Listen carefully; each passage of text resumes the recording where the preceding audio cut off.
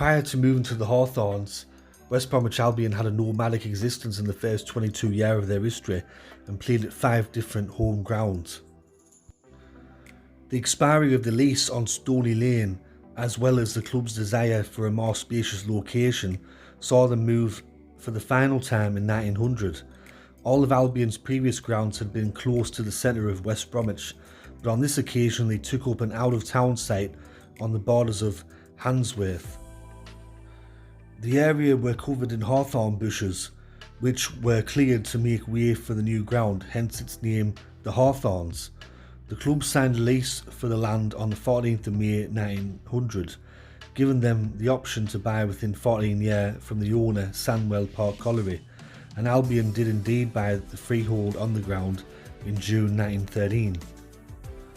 The first match to be played at the Hawthorns came on Monday the 3rd of September 1900 when West Bromwich Albion drew 1-1 with Derby County in front of a crowd of 20,104.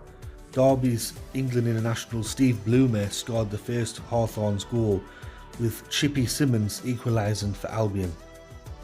The first Saturday game at the ground soon followed, and it were against fierce local rivals Aston Villa, with the crowd in attendance of 35,417.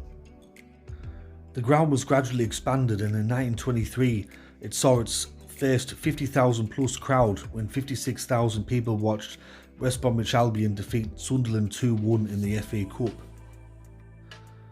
Following on from this, the first 60,000 seat plus game occurred in 1925 when 64,000 people watched a cup tie with Aston Villa.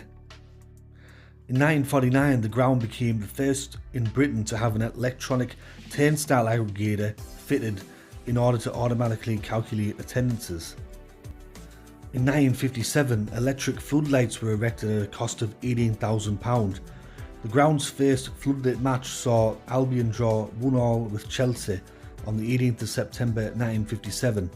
Soon afterwards, a friendly game against the Russian Red Army was organised to officially open them, with West Bromwich Albion winning 6-5 in front of 53,000 supporters. In October 1968, closed-circuit television was installed at the ground in an effort to ward off increasing hooliganism. Over the following decades, capacity was further reduced and perimeter fences were built to help tackle hooliganism. The Hawthorns Lane stand was rebuilt in 2 separate phases between 1979 and 1982 at a cost of £2.5 million. By the end of the 1980s, the capacity had been slashed dramatically to just over 30,000, with attendances frequently dropping below half that figure. The Hawthorns was becoming increasingly dilapidated and in need of modernisation. Following the Taylor report in January 1990, the ground became all-seated, with first the Smethwick end and then the much-loved Birmingham Road end terraces being demolished and replaced by all-seater stands, giving it a capacity of just over 25,000. The official reopening of the redeveloped ground saw West Bromwich Albion beat Bristol City 1-0 on Boxing Day 1994. In 2001, the Rainbow Stand was replaced by the new East Stand, raising the capacity to 28,003 spectators. In 2002, the Hawthorns became the first ground to install big screens in the widescreen format. The 4 stands at the Hawthorns now are the West Stand, which is the oldest remaining part of the stadium, the Birmingham Road end, the Smethwick end, and the East Stand, which is the newly constructed one built in 2001.